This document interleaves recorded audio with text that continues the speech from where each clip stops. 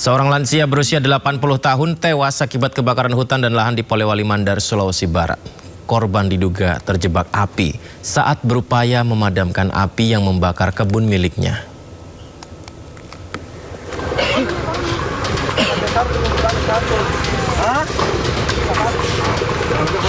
Belasan hektar lahan di Polewali Mandar, Sulawesi Barat terbakar dalam sepekan terakhir. Hingga saat ini, sedikitnya petugas menerima 27 laporan titik kebakaran hutan dan lahan di sejumlah wilayah di Polewali Mandar. Bahkan seorang lansia berusia 80 tahun tewas akibat terjebak kebakaran. Korban ditemukan meninggal dunia di sekitar kebun miliknya yang hangus dilalap api. Korban diduga terjebak api saat berupaya memadamkan kebakaran kebun miliknya. Saat ditemukan, kondisi korban mengalami luka bakar hampir di seluruh tubuh. Hingga saat ini petugas masih berjibaku memadamkan kebakaran hutan dan lahan di Polewali Mandar. Sulitnya akses menuju lokasi kebakaran menjadi kendala. Diduga kebakaran dipicu pembukaan lahan dengan sengaja. Petugas mengimbau warga untuk tidak melakukan upaya pemadaman secara mandiri dan melaporkan titik api yang terlihat. Dari Polewali Mandar, Sulawesi Barat, Huzair Zainal, iNews melaporkan. Masuk dalamnya sekitar ada 4 meter kedalamannya masuk sana nih, di atas jalan raya. Kemarau panjang dan cuaca panas ekstrim mengakibatkan endapan batubara yang berada di lapisan tanah di Jalan Amal Lama, Tarakan Timur, Kota Tarakan membara hingga terbakar. Kondisi ini diperparah dengan tiupan angin kencang dan kebakaran merembet ke lahan yang ada di sekitarnya. Kekhawatiran kebakaran lahan akan meluas, ruas jalan di sekitar terancam amblas karena tanah penyangga di bawah ruas jalan tergerus dan labil. Pemerintah kota dan aparat terkait yang memantau kondisi kebakaran memutuskan untuk menutup akses jalan. Tutup hari ini, udah pasti hari ini kita langsung tutup. Ya. Sepanjang itu nanti akan dilihat di dalamnya, karena itu kan cukup luas. Jadi memang saran teknisnya dari Sukopindo, dari Pertamina itu harus diputus total di daerah yang memang belum terbakar supaya tidak merembet. Garis polisi dipasang di sekitar lokasi kebakaran dan dijaga aparat polisi sehingga warga sekitar tidak ada yang melintas untuk sementara waktu. Dari Tarakan, Kalimantan Utara, Usman Codang, iNews melaporkan.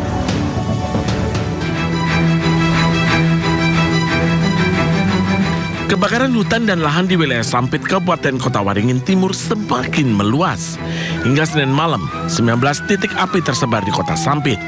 Kobaran api cukup besar hingga mendekati bahu jalan utama dan mengganggu arus lalu lintas.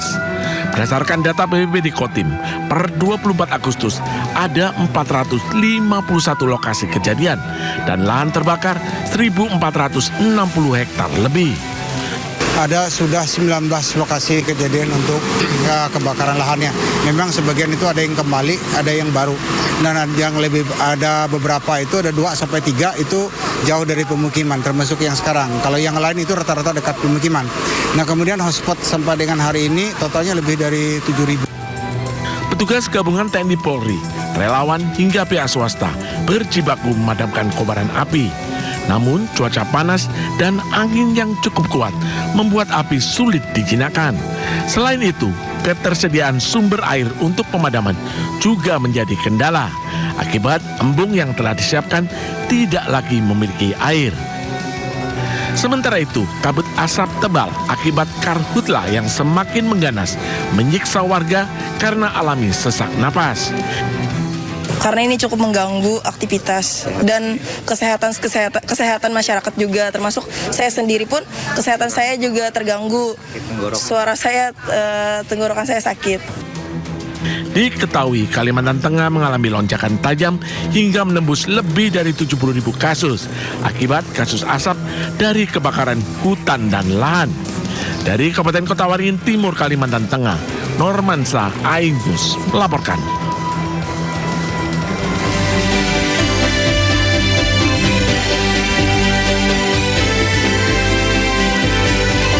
penjahat lingkungan diringkus di Kalimantan dan Sumatera, bersiap menghadapi sanksi hukum atas riwayat dosa yang nyata. Namun vonis penjara tak akan pernah sanggup mengembalikan rimba yang mendadak sirna saat flora dan fauna binasa terpanggang bara tanpa sisa. Di atas tanah yang hangus berselimut jelaga, satwa liar kini terusir dan kehilangan rumah selamanya. Saya Yudi Handoyo, inilah Sindo Prime.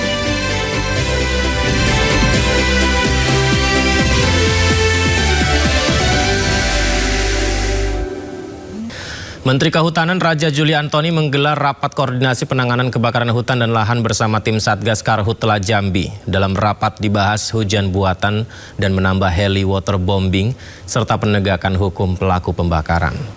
Setibanya di Jambi, Menteri Kehutanan Raja Juli Antoni langsung menggelar rapat koordinasi bersama tim Satgas Karhutla Jambi. Selain menambah personil damkar, tim Satgas Karhutla Jambi akan melakukan operasi modifikasi cuaca yang dijadwalkan 27 hingga 30 Agustus mendatang.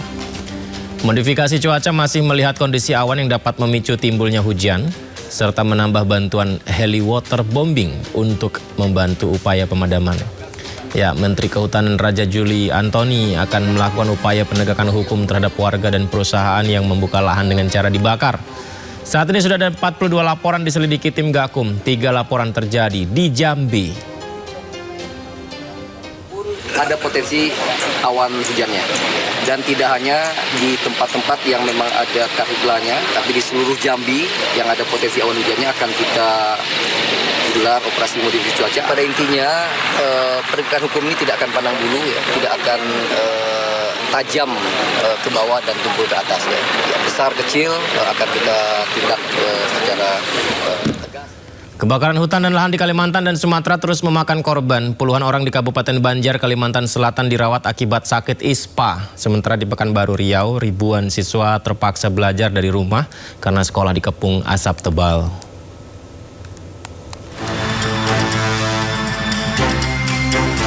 Kabut asap di Kabupaten Banjar, Kalimantan Selatan semakin tebal dan mengancam kesehatan warga.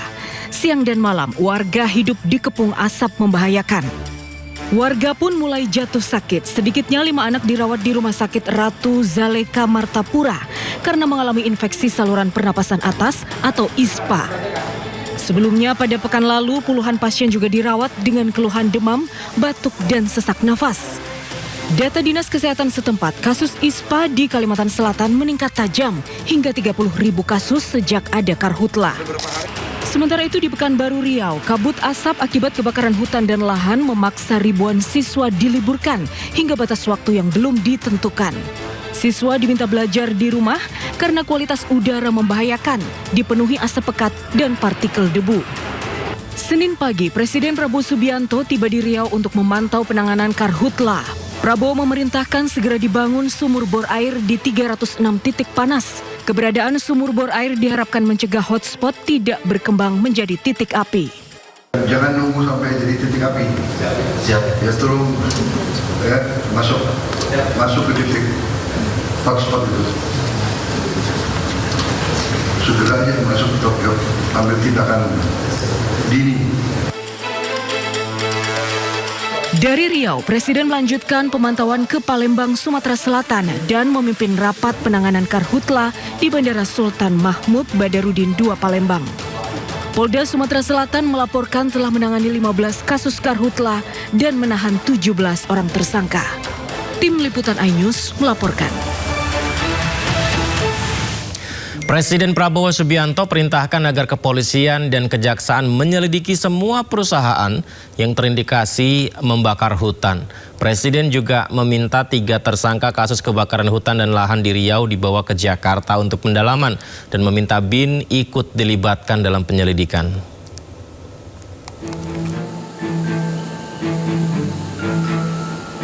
Presiden Prabowo Subianto memberikan peringatan keras kepada korporasi yang membakar hutan. Hal ini diungkapkan Presiden dalam rapat koordinasi penanganan karhutla di Pekanbaru Riau. Prabowo memerintahkan agar kepolisian dan kejaksaan menyelidiki semua perusahaan yang terindikasi membakar hutan. Apalagi kalau ada korporasi yang menyuruh, itu saya minta polisi, kejaksaan selidiki, intelligence selidiki, ya. Kalau ada indikasi segera laporan, kita segera cabut. Siapapun, korporasi apapun, ada sedikit indikasi mereka ikut menyuruh membakar-bakar, kita cabut izinnya. Seluruh izin korporasi itu kita cabut. Saya tidak main-main ya. Tolong. Kepolisian saya kira di sini main peran yang sangat penting.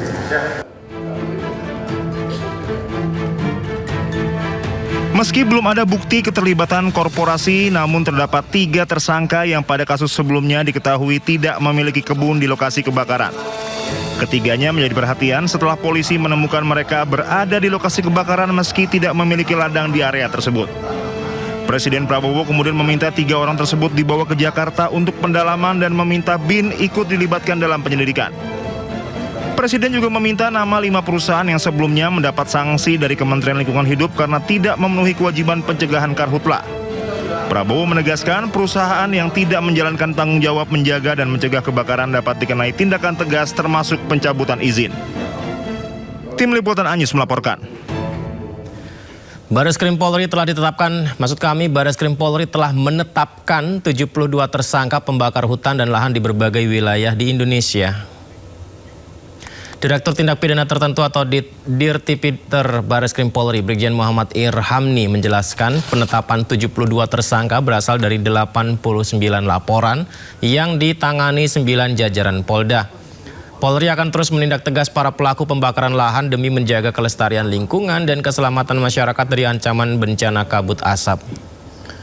Bahwa dalam ini telah melaksanakan kegiatan proses penyelidikan dan penyidikan dengan jumlah tersangka kurang lebih yang sudah ditetapkan adalah 72 orang tersangka perorangan, yang mana proses penyelidikan dan penyidikan tersebut adalah melakukan penyelidikan dan penyidikan di titik-titik api yang terjadi di lapangan. Setelah tadi ada hotspot, kemudian dicek, ternyata benar ada kebakaran, dan kebakaran itu patut diduga adanya kesengajaan pembakaran oleh pihak-pihak ataupun orang-orang yang ada di lokasi TKP tersebut. Sesuai hasil pemeriksaan tersangka dan para saksi, memang kebanyakan mereka sengaja membuka lahan, kemudian melakukan pembakaran. Ini kan musim kemarau akibat El Nino yang sangat panjang dan sebagainya. Dia untuk mempermudah untuk pembukaan lahan tersebut biasanya sudah ditebang mereka mulai dari Riau, Jambi, Kalbar, Kalsel, Kalteng. Itu sudah 3 bulan atau 4 bulan lalu. Itu mereka sudah tebang, makanya di situ ada parang, ada alat-alat untuk melakukan penebangan kawasan lahan yang sudah terbuka sebenarnya. Karena untuk membersihkan, untuk dilakukan land clearing kan mahal kalau menggunakan alat, apalagi BBM juga mahal sekarang, menggunakan sewa alat juga mahal. Yang paling mudah adalah dibakar. Selain itu, pasca pembakaran itu tanahnya menjadi lebih subur karena hasil pembakaran abu dan sebagainya itu bisa menjadi pupuk. Makanya ini menjadi favorit untuk mereka melakukan modus seperti ini. Kebakaran hutan dan lahan di Palangkaraya, Kalimantan Tengah hingga permukiman warga diselimuti asap. Polda Kalimantan Tengah telah menetapkan 13 tersangka dalam kasus ini. Kebakaran lahan di Palangkaraya, Kalimantan Tengah terus meluas di mana lahan gambut di Jalan Bukit Palangka 7, Kecamatan Jekan Raya terbakar. Kondisi ini menimbulkan kabut asap pekat yang mengancam kesehatan warga sekitar. Kobaran api juga mendekati permukiman di Jalan Bangaris 23 Palangkaraya. Dalam kasus kebakaran hutan dan lahan di Kalimantan Tengah, Polda Kalimantan Tengah menetapkan 13 tersangka. Tak hanya terkait tersangka perorangan, tapi juga keterlibatan 4 perusahaan. Ada 52 kasus yang dilakukan penyelidikan. Dan yang sudah naik menjadi laporan polisi ada 8, dan sampai dengan saat ini kita sudah menetapkan sebanyak kurang lebih 13 tersangka. Dalam rapat terbatas bersama Presiden Prabowo di Palembang, Sumatera Selatan, Mendagri Tito Karnavian memerintahkan jajaran pemerintah daerah mengedukasi masyarakat agar tidak melakukan pembakaran hutan dan lahan. Sementara itu, Panglima TNI Agus Subianto mengklaim telah mengirimkan 1.000 penyuluh ke wilayah Sumatera untuk edukasi masyarakat. Ini Menteri Dalam Negeri Tito Karnavian menyebut telah memerintahkan seluruh jajaran pemerintah daerah termasuk TNI dan Polri mengumpulkan masyarakat yang kerap membakar lahan dan hutan. Setelah dikumpulkan, Tito meminta agar masyarakat diberikan pengetahuan tentang larangan membakar kawasan hutan termasuk lahan.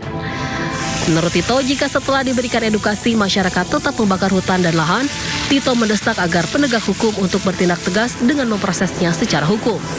Untuk itu mungkin dari teman-teman Pemda, kemudian dari kepolisian, dari TNI, Pak, jajaran teritorial sampai ke garis terdepan di tingkat polsek, koramil, kecamatan, kepala desa, babinsa, Kamtibmas, betul-betul mengumpulkan masyarakat yang biasa untuk membakar 2 hektar itu atau yang biasa disuruh-suruh itu.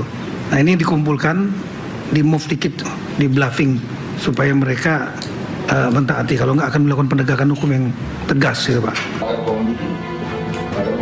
Sementara itu, menurut Panglima TNI Agus Subianto, sejak terjadinya kebakaran hutan di Kalimantan dan Sumatera, TNI sudah mengirimkan 1.000 orang penyuluh. Para penyuluh akan memberikan edukasi kepada masyarakat tentang bahaya pembakaran lahan dan hutan. 1.000 orang penyuluh dari pusat nanti akan, dan sudah digeser, sudah mulai datang ke Riau dan ke Kalimantan, Pak. Secara bertahap 1.000 orang sudah kita siapkan untuk membantu memberikan penyuluhan kepada masyarakat. Kebakaran hutan dan lahan Kalimantan Tengah kian meluas. Titik api terus bermunculan. Kebakaran hutan dan lahan juga melanda 2.894 titik panas di 10 provinsi di Sumatera. Sumatera Selatan menjadi lokasi dengan titik panas terbanyak. Kebakaran hutan dan lahan juga sudah melanda Provinsi Papua.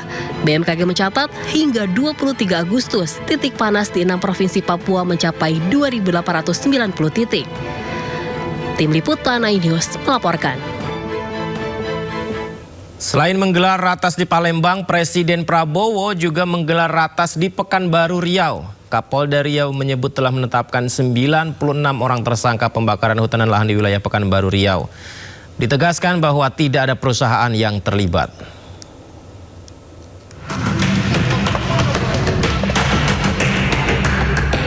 Kebakaran hutan dan lahan di Pekanbaru Riau kian meluas. Badan Meteorologi, Klimatologi, dan Geofisika Pekanbaru mencatat titik panas di Provinsi Riau tercatat sebanyak 491 titik. Penyebab kebakaran diduga bukan hanya akibat faktor cuaca, melainkan sengaja dibakar pihak tidak bertanggung jawab.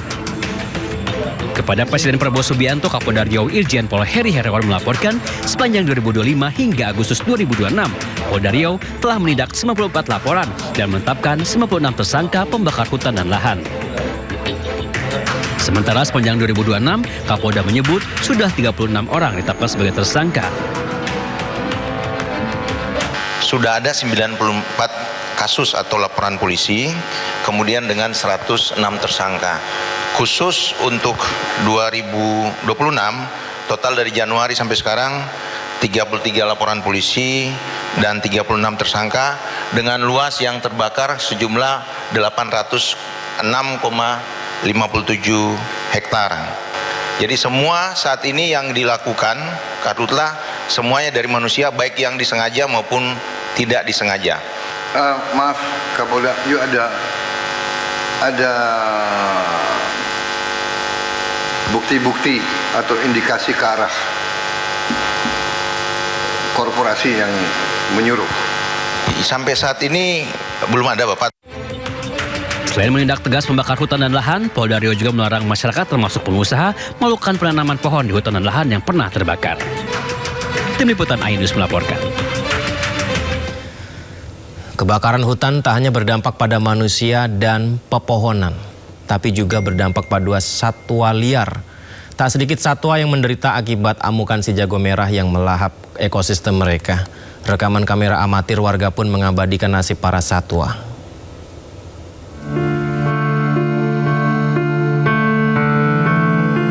Rekaman kamera amatir warga menunjukkan bangkai seekor piton dalam kebakaran hutan yang diduga terjadi di Kalimantan. Ular malang itu ditemukan dalam kondisi membatu dan hangus akibat kebakaran hutan yang melanda habitat alaminya. ular piton itu tidak sempat melarikan diri dari kobaran api. Rekaman warga lainnya menunjukkan bangkai seekor induk ular yang mati terpanggang. Ironisnya, sang induk ular tampak sedang memeluk telur-telurnya saat kebakaran hutan melanda. Bangkai induk ular ditemukan warga saat api sudah padam. Sementara itu, nasib sigung ini masih cukup beruntung. Hewan yang dikenal mampu menyemprotkan cairan berbau ini berhasil menyelamatkan diri dari kepungan asap hasil kebakaran hutan. Namun hewan itu tampak panik dan kebingungan melarikan diri. Warga lainnya juga menemukan seekor anak kucing hutan yang tampak panik menyelamatkan diri seorang diri di tengah hamparan lahan yang telah terbakar. Dalam video yang beredar, induk si anak kucing hutan disebut sudah tidak ditemukan dan diduga turut menjadi korban kebakaran. Warga pun mengevakuasi anak kucing hutan itu. Kalimantan juga menjadi habitat alami bagi satwa khas Indonesia, yakni orangutan. Dalam sebuah video terlihat petugas dan relawan bahu-membahu mengevakuasi seekor orangutan dewasa dan bayi orangutan.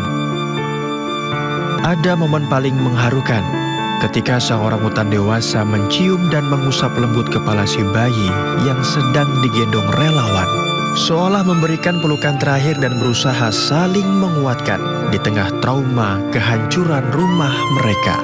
Hal ini menjadi simbol tragis dari dampak destruktif kebakaran hutan yang merupakan ancaman serius bagi satwa liar, menghancurkan ekosistem, dan mengancam kelangsungan hidup banyak spesies.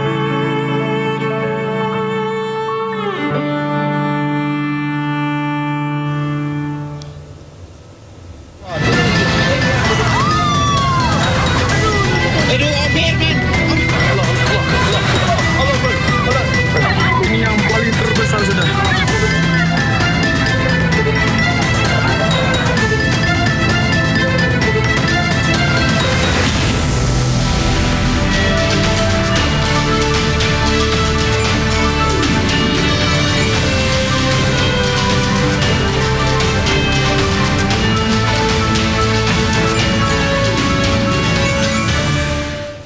Pemirsa, ratusan pengungsi di Nagekeo mengeluhkan kurangnya alas tidur yang layak dan kebutuhan bayi.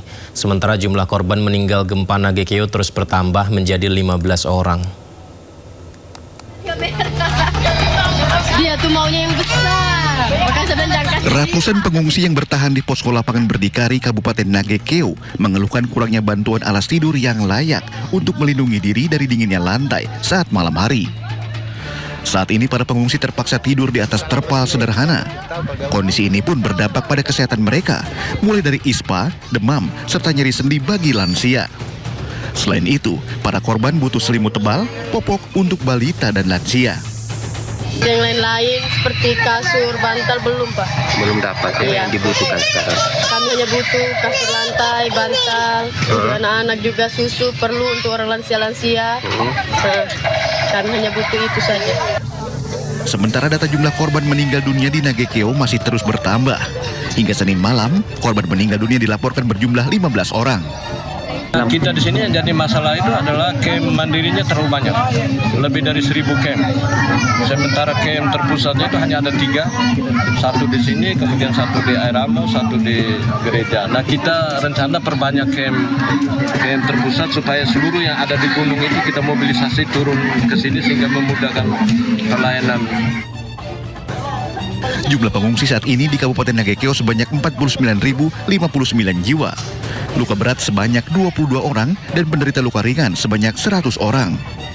Antisipasi gempa susulan, Pemda juga siapkan evakuasi warga yang mengungsi di gunung. Dari Nagekeo, Nusa Tenggara Timur, Joni Nura, iNews melaporkan. Memasuki hari ke-11 penanganan bencana di Kabupaten Nagekeo, Nusa Tenggara Timur, lebih dari 9.000 rumah warga rusak. Bencana juga berdampak pada kerusakan 294 fasilitas umum dan infrastruktur, termasuk akses jalan dan pasokan air bersih. Dari data BPBD tercatat 9.644 rumah warga rusak akibat gempa di Nagekeo. 3.218 rumah diantaranya rusak berat. Ya, seperti inilah yang Anda saksikan pemirsa ya, kondisi rumah-rumah warga yang mengalami kerusakannya tepatnya di Nagekeo, NTT. di mana bangunan ambruk, atap yang sudah roboh, kemudian ya pondasi bangunan juga banyak yang sudah hancur. Sementara ini warga harus tinggal di pengungsian yang dipersiapkan. Kita lihat jalanan juga rusak, infrastruktur masyarakat juga mengalami kerusakan akibat gempa yang terjadi di Nagekeo, NTT.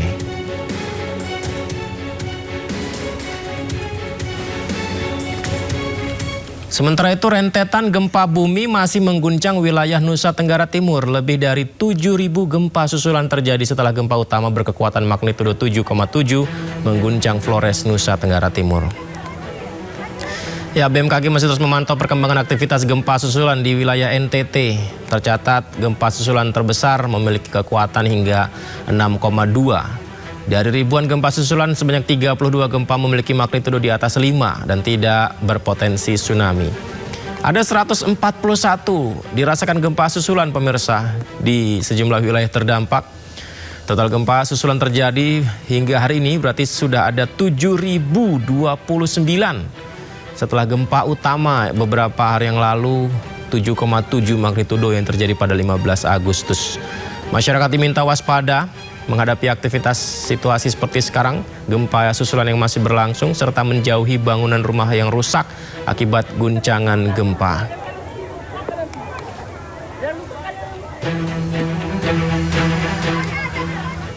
Para pengungsi yang sebelumnya menempati Gor Samador Maumere, Nusa Tenggara Timur mulai meninggalkan pengungsian dan kembali ke rumah masing-masing. Ini kita bisa lihat warga yang mulai membereskan pakaian dan beberapa perlengkapannya ya setelah 9 hari bertahan. Sebagian warga dari total 237 jiwa yang mengungsi di Gor Samador Maumere NTT mulai berangsur kembali ke tempat tinggalnya masing-masing. Dan mereka pulang ini satu demi satu bertahap dan diprioritaskan bagi warga yang rumahnya mengalami kerusakan ringan dan masih bisa ditinggali dan masih aman untuk ditempati. Meski begitu, seluruh warga tetap dihimbau untuk waspada terhadap potensi gempa susulan karena masih terjadi di beberapa titik wilayah di NTT gempa susulan dengan intensitas yang kecil.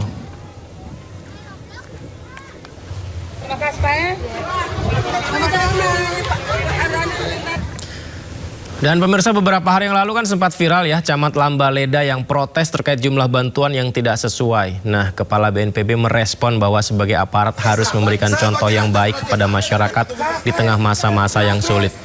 Ini adalah video viral di Posko Logistik Damer, Kecamatan Lambaleda Utara, Kabupaten Manggarai Timur, NTT.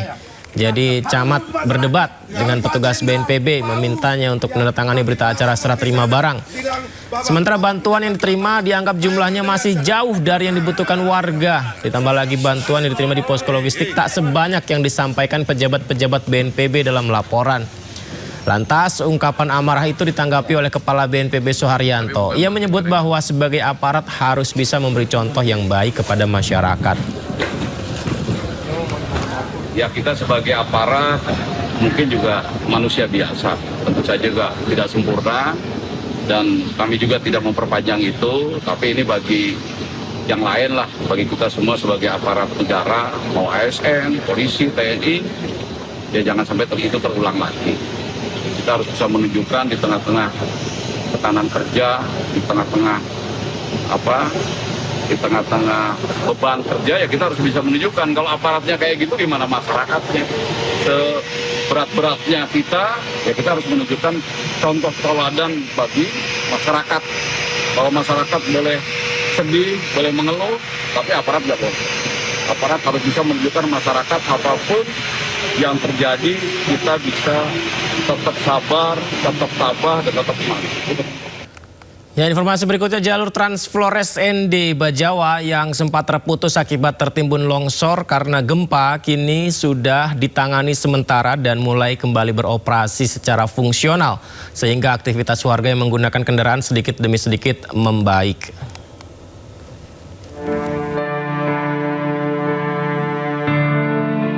Pasca gempa 7,7 magnitudo yang mengguncang wilayah Nusa Tenggara Timur, sejumlah infrastruktur hancur. Salah satunya jalur Trans Flores ND Bajawa yang tertimbun longsor hampir 30 meter. Lumpuhnya salah satu akses penting di Flores tersebut membuat aktivitas warga dan distribusi logistik korban gempa terhambat. Sebagai upaya pemulihan, sebanyak 3 unit alat berat ekskavator diterjunkan ke lokasi untuk memindahkan material longsor yang menutupi jalan. Usai tahap pemulihan yang berjalan selama 3 hari, jalan tersebut kembali dilewati kendaraan roda 2 dan roda 4 secara bertahap. Tidak hanya menimbun jalan, material longsor akibat gempa juga menimpa jalur kabel serat optik yang mengakibatkan gangguan jaringan komunikasi di koridor Ende dan Nagekeo. Saat ini, petugas memastikan struktur tebing tetap kuat guna mencegah longsor susulan akibat guncangan gempa.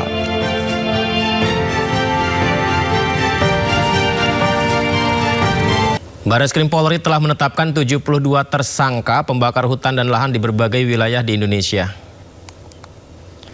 Direktur Tindak Pidana Tertentu atau Dirtipidter Bareskrim Polri Brigjen Muhammad Irhamni menjelaskan penetapan 72 tersangka berasal dari 89 laporan yang ditangani 9 jajaran Polda.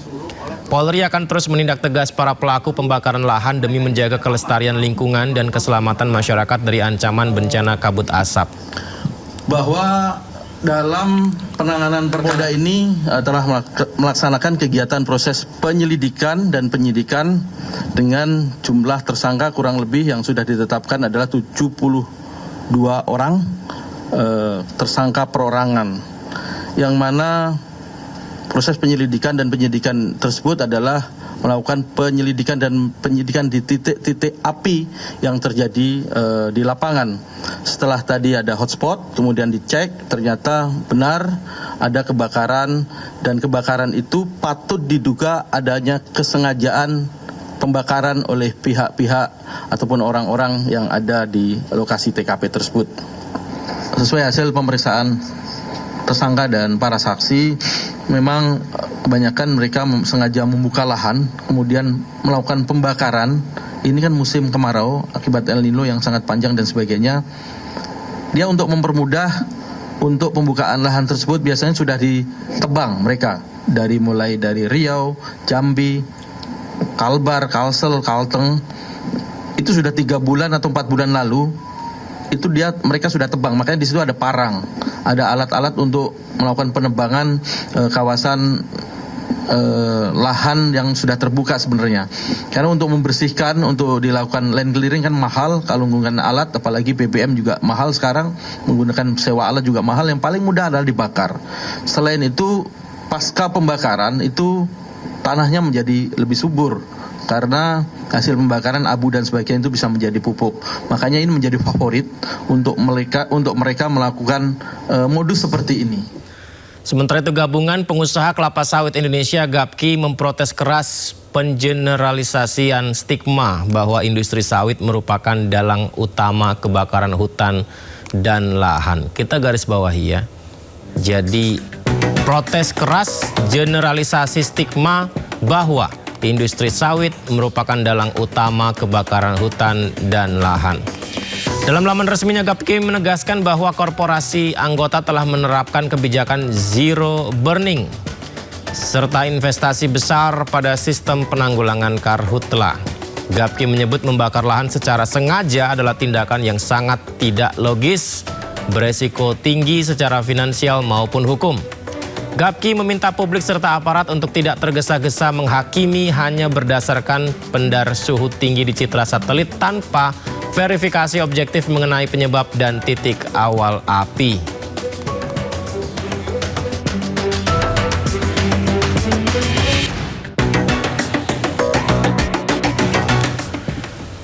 Ironi bencana asap kembali berulang saat ruang udara kita pekat terhalang. Polisi menjerat puluhan pelaku pembukaan lahan sebagai pemantik api.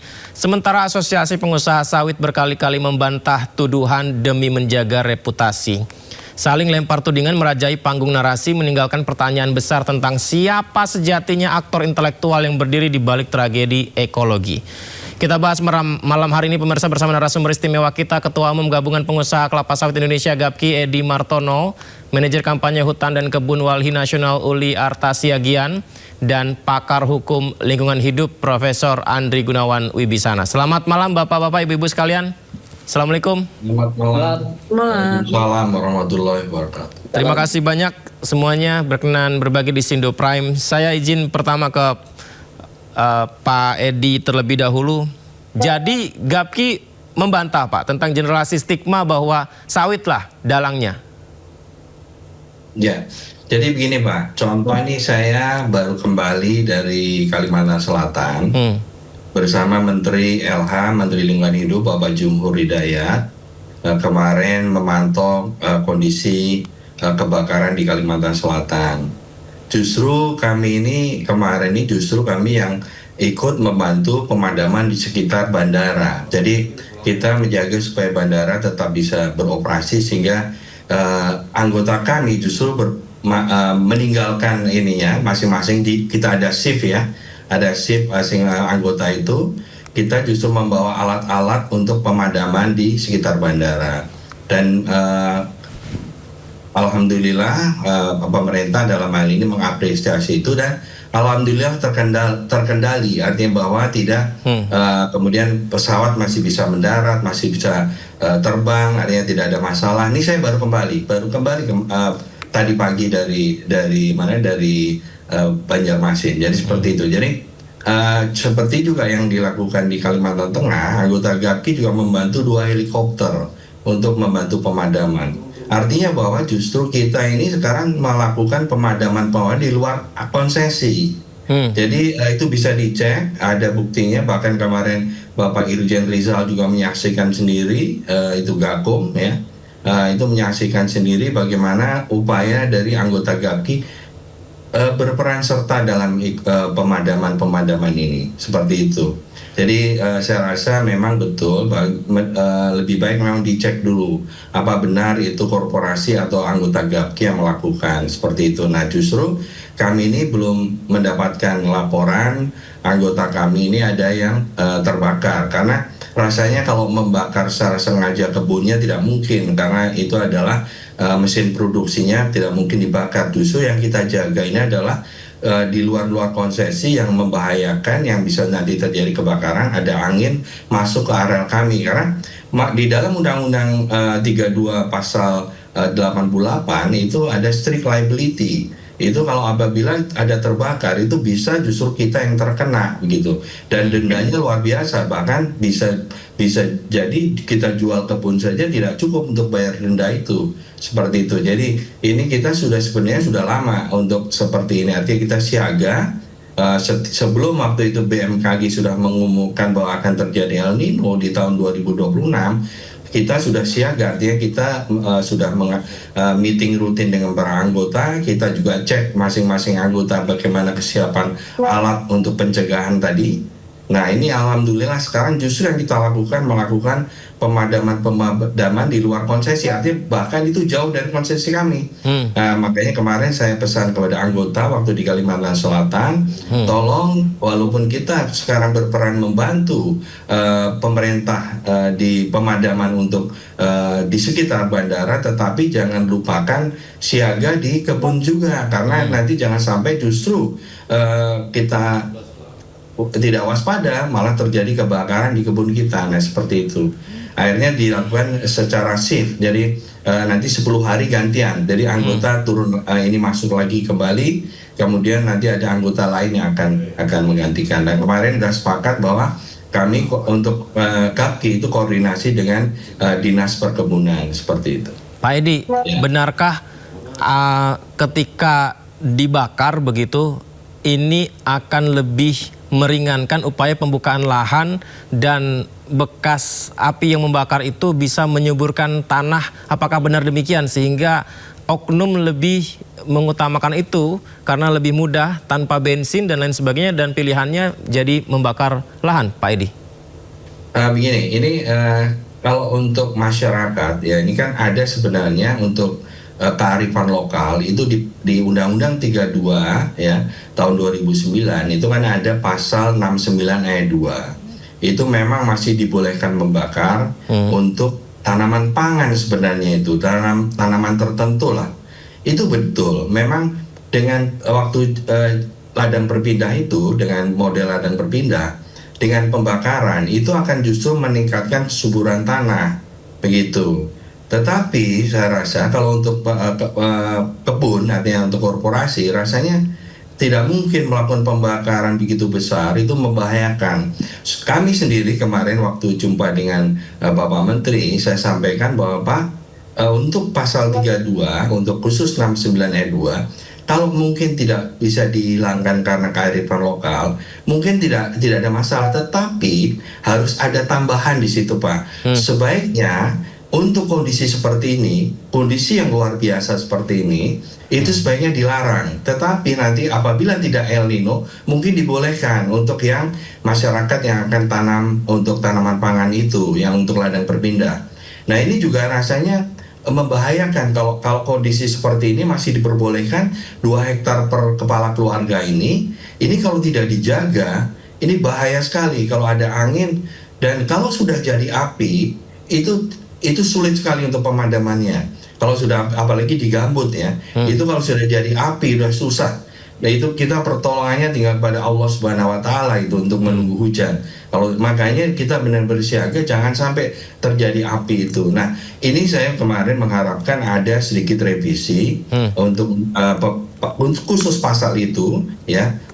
Paling tidak pada kondisi seperti ini, pada El Nino itu sebaiknya untuk pembakaran dilarang. Tetapi misalnya tidak terjadi El Nino dan itu diawasi dengan ketat, seharusnya untuk kearifan lokal masih diperbolehkan, masih oke. Tapi kalau kondisi sekarang rasanya tidak mungkin kalau kita memperbolehkan, ini bahaya sekali memperbolehkan membakar gitu. Jujur Pak Edi, di media sosial ketika kami sampaikan siaran berita tentang Karhutla ya Pak Edi ya, nggak sedikit netizen yang entah ini tuduhan yang tidak berdasar atau seperti apa, yang mencurigai pembakaran ini ada hubungannya dengan pembukaan lahan baru kelapa sawit. Berarti itu tidak berdasar dan dibantah ya Pak Edi?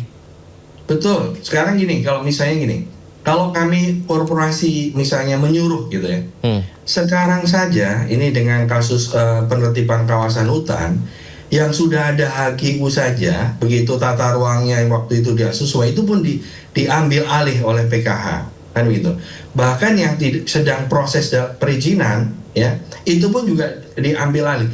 Ini bagaimana misalnya kita menyuruh membakar dari risikonya tinggi, kemudian bagaimana cara mengurus perizinannya. Sekarang ini sebagai informasi, HGU baru itu sama sekali tidak ada yang keluar.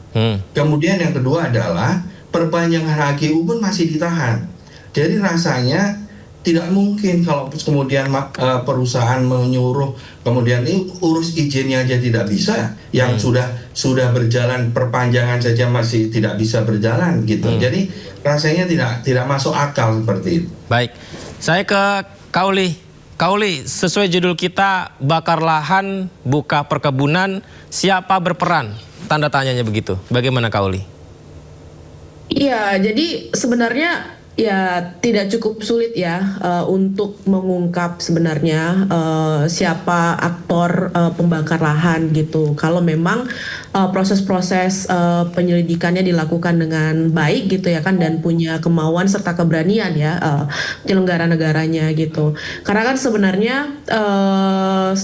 gini, itu kan cukup mudah ya, cukup sederhana gitu caranya, dan sebenarnya banyak juga yang bisa gitu ya kan. Bahkan misalnya kami di Walhi juga kami mencoba gitu ya memantau secara terus-menerus gitu kondisi kebakaran hutan dan lahan. Bahkan kami mulai memantau itu sejak Maret ya. Kami memantau sejak Maret, lalu kemudian kami juga mengingatkan bahwa harus ada proses mitigasi yang lebih kuat gitu, karena kita akan masuk ke dalam proses El Nino yang panjang gitu ya kan, dan kemudian tetap tidak terlihat proses mitigasi yang kuat gitu. Dan di Juli juga kami sudah mengeluarkan rilis ya, dan dalam konteks Kalimantan misalnya di rilis kami di Juli kami melihat 74% hotspot itu ada di dalam konsesi gitu ya. Nah, tadi saya sepakat bahwa ketika kemudian publik ya melaporkan bahwa ada titik api di konsesi ya ataupun di luar konsesi, maka itu sebenarnya menjadi panduan navigasi untuk memeriksa di lapangannya gitu. Karena itu juga tugas dari penyelenggara negara sebenarnya untuk memastikan apakah laporan, temuan yang disampaikan oleh publik itu benar atau tidak gitu. Lalu kemudian kami juga tadi ya juga melakukan konferensi pers untuk kemudian menunjukkan hasil analisis kami. Jadi selama Agustus sampai sekarang, mulai dari awal gitu 1 Agustus sampai sekarang ada sebanyak 202.848 hotspot gitu ya.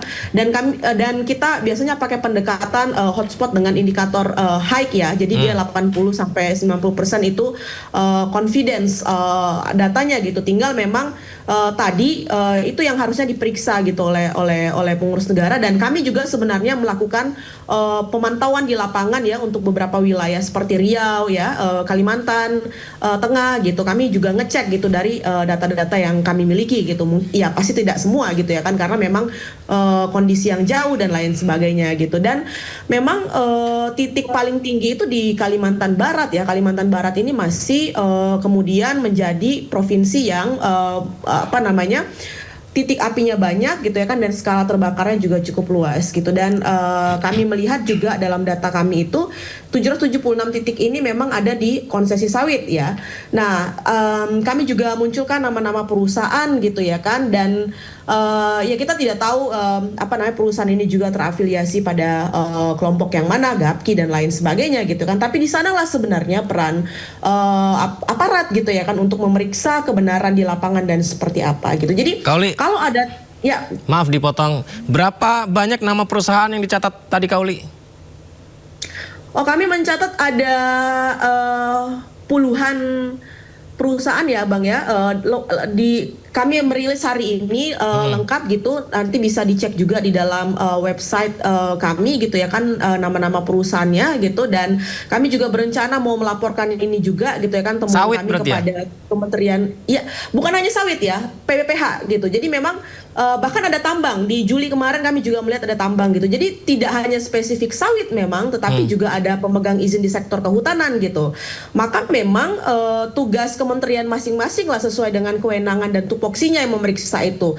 Sampai hari ini misalnya kami tidak melihat ATR BPN juga berkomentar gitu. Padahal misalnya kalau ada temuan titik api ataupun terbakar gitu ya di konsesi sawit misalnya, itu kan adalah kewenangan mereka untuk memeriksa gitu. Kalau dia PPPH maka dia di kehutanan gitu ya kan. Nah, itu juga yang kemudian kami lihat bahwa butuh langkah yang cepat gitu ya kan untuk melakukan ini gitu. Dan sejak belasan tahun yang lalu kami bilang bahwa kita nggak bisa hanya menjadi pemadam kebakaran ya ketika api muncul dipadamkan dan dengan melalui modifikasi cuaca gitu, tetapi harus ada perbaikan tata kelola ya, baik ekosistem kita gitu maupun tata kelola perizinan kita, dan itu semua kewenangannya sebenarnya ada di negara gitu. Dan ketika kami lihat lebih lanjut juga sebenarnya ada beberapa perusahaan yang terjadi keberulangan terbakar gitu ya kan. Bahkan ada beberapa perusahaan juga yang kami temukan sudah diputus bersalah inkrah di pengadilan gitu ya kan, tetapi kemudian masih ditemukan titik api dan terbakar. Iya, beroperasi dan ditemukan titik api gitu. Itu keterlibatan perusahaan yang dicatat Walhi tadi, Kauli, apa yang pelanggaran yang dilakukan sehingga mengakibatkan kebakaran untuk Kauli? Ya, nah itu yang juga di beberapa putusan ya yang diputus oleh pengadilan gitu ya kan terhadap beberapa perusahaan. Satu karena mereka lalai gitu. Jadi kan ada pendekatan ya, satu karena lalai, dua itu karena kesengajaan gitu. Bahkan beberapa putusan tuh memakai strict liability gitu di dalam memutus bersalah perusahaan gitu. Nah, ini yang memang harus dilihat lebih lanjut. Hasil temuan kami misal di Riau, harusnya wilayah konsesi itu dia masuk dalam rencana Volu ya untuk kemudian pemulihan gambut gitu, tetapi kemudian di lapangannya terbakar gitu. Nah, artinya pertanyaannya adalah apakah memang benar-benar mereka melakukan beberapa indikator-indikator atau kewajiban-kewajiban untuk perlindungan gitu ya kan, baik itu di sektor PPPH ya kalau dia masuk dalam Volu gitu. Baik, saya ke Profesor Andri Gunawan Wibisana. Prof, seperti apa Prof melihatnya Prof? Ya, kalau dari sisi penegakan hukum sih tadi sebenarnya kita bisa secara hukum ada 3 jalur ya, ada administratif atau perdata atau pidana. Tadi yang disebutkan memang pidana, tapi pidana nanti belakangan dan saya bahas. Tapi tadi saya tertarik karena menyebutkan pasal 88 dan Mbak Uli juga menyebutkan pasal 88 Undang-Undang Lingkungan. Itu konteks perdata.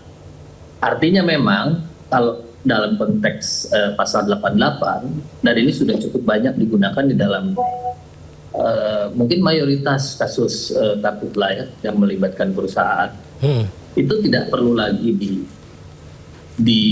dibahas sejauh mana ketaatan dari tergugat laporan ya, sepanjang lahannya ada di gambut dan memang terbakar ya. Jadi itu kita sebutkan tadi strict liability ya, atau tanggung jawab mutlak.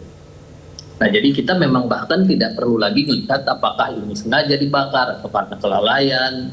Yang penting sepanjang lahannya terbakar daripada digambut, ya dia bertanggung jawab. Seperti itu kan sebenarnya kalau dari sisi perdata ya. Dan saya rasa pemerintah sudah cukup banyak menggunakan pasal ini. Pemerintah juga sudah tahu persis apa gunanya pasal ini dan sering memang menggunakan pasal ini. Di lain itu sebenarnya ada juga yang penting. Ini bilang pemilik lahan yang terbakarnya. Sebenarnya pemerintah juga bisa menggunakan dan saya rasa harusnya ya itu yang ditonjolkan yaitu pemulihan. Jadi pemerintah lah yang punya inisiatif untuk mendorong mereka yang pemilik lahan itu melakukan pemulihan segala macam, termasuk ya penanggulangan tentu saja, tapi yang terpenting adalah pemulihan karena cuma kalau kita juga pemerintah misalkan melakukan gugatan perdata terus kemudian menang, tapi pemulihannya tidak dilakukan, itu seringkali tadi makanya Mbak Uli juga sebutkan beberapa perusahaan yang lahannya sudah inkrah di lewat putusan tapi malah terbakar lagi gitu ya. Ya karena memang tidak dilakukan pemulihan ya, baik oleh pemerintah maupun oleh si tergugatnya. Uniknya beberapa memang seolah-olah pemerintah akan melakukan pemulihan, tapi itu tidak dilakukan juga. Jadi artinya memang kedepannya saya sih berharap dari semua kasus ini kita mulai justru dari menggunakan pemulihan sebagai salah satu ukuran terpenting dari keberhasilan penegakan hukum ya, respon hukum kita. Nah kalau tadi justru yang ditonjolkan oleh berita selama ini justru adalah ditangkapnya 72 orang sebagai tersangka gitu ya. Saya rasa kita perlu cek lagi. Saya perlu cek lagi tentu saja apakah orang-orang ini adalah pelanggar pertama atau tidak. Kenapa saya perlu katakan ini? Dan saya rasa kita perlu jujur, gitu ya. Ini ada pasal 613 ayat 3 KUHP. Hasil dari Undang-Undang Nomor 1 Tahun 2026. Apa kata KUHP itu? KUHP ini bukan kata saya ya, saya sangat menolak pasal ini. Kata pasal ini, ketentuan pidana di dalam Undang-Undang Administratif ketentuan Undang-Undang Administratif yang bersanksi pidana. Jadi saya berargumen berpikir ini Undang-Undang Lingkungan, Undang-Undang Kehutanan nantinya gitu. Pasal-pasal pidananya itu tidak dapat diterapkan. Jadi yang harus didahulukan adalah sanksi administratif atau pembinaan atau bahkan sanksi lain. Pokoknya pidana belakang. Firman boleh, tapi ini justru jadi pertanyaan. Andai yang 72 orang ini belum pernah melanggar satu kali pun. Ini pasal aneh jadi ini bukan buatan saya, gitu. Ini buatan DPR dan pemerintah.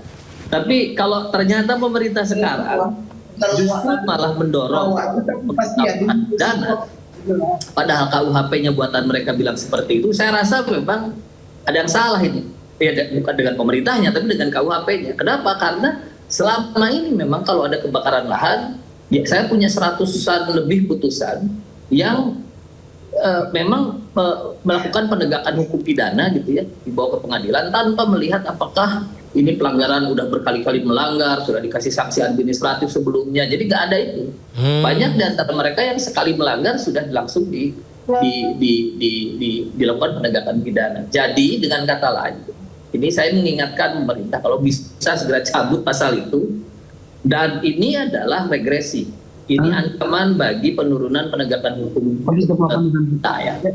Belum sudah penegakan hukum kita ini sebenarnya bagus amat gitu ya, masih banyak celahnya, masih banyak bolong-bolongnya.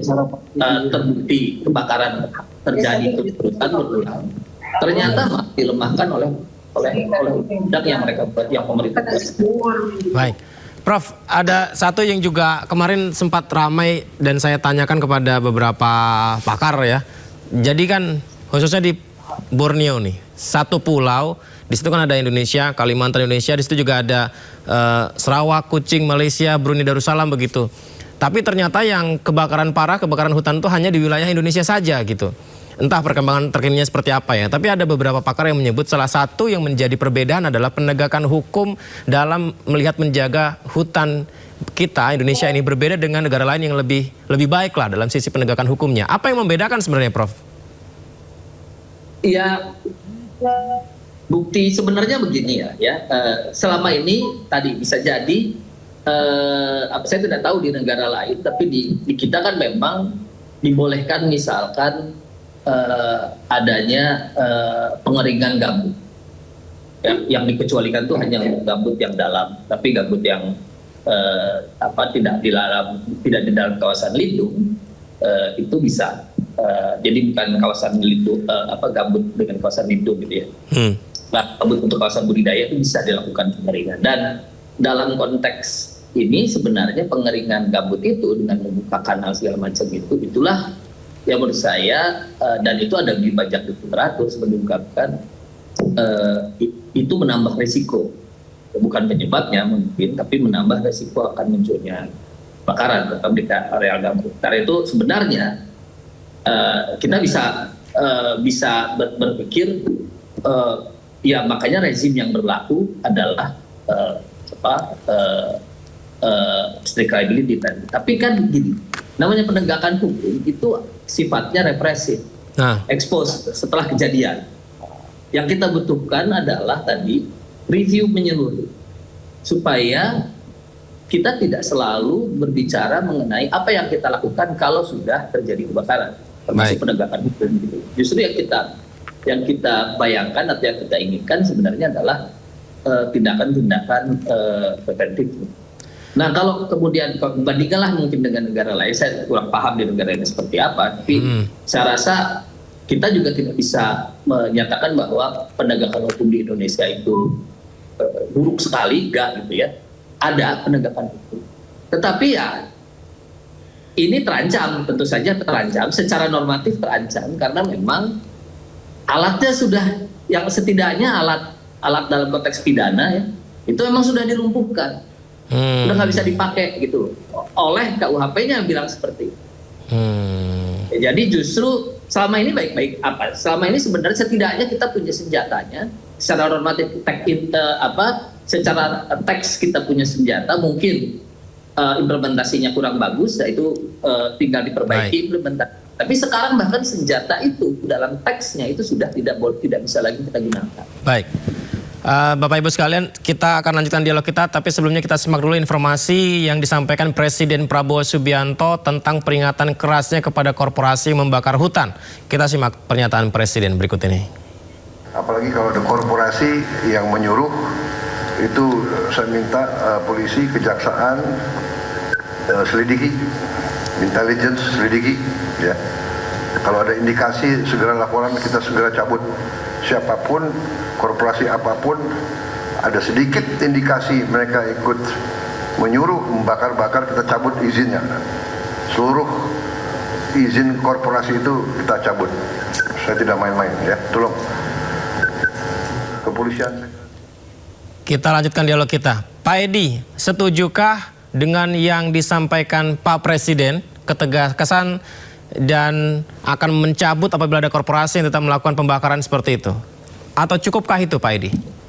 Sangat setuju. Saya sangat setuju. Jadi artinya bahwa kalau memang betul terbukti bahwa si perusahaan ini menyuruh, artinya memang menyuruh untuk membakar lahan, itu saya sangat setuju untuk dicabut. Gitu. Saya setuju dengan pernyataan Presiden yang tegas ini. Kita dukung. Lantas bagaimana langkah Gapki untuk memperkuat kesiapsiagaan dan kolaborasi lintas sektor Pak Edi untuk Karhutla ini? Justru sekarang ini kita itu terus rutin, seperti saya tadi sampaikan, saya baru pulang nih tadi, baru mendarat dari Banjarmasin. Kemudian saya juga akan ke Palangkaraya, kemudian Kalimantan Barat. Ini kebetulan yang sekarang yang paling parah ini di Kalimantan adalah Kalimantan Barat, seperti itu. Nah kemudian justru Kalimantan Selatan kemarin kita cek hanya 8.000 kira-kira untuk hektar ya secara maaf. Jadi Kalimantan Barat ini, Kalimantan Selatan ini baru sekitar 8.000 hektar yang ada titik hotspot.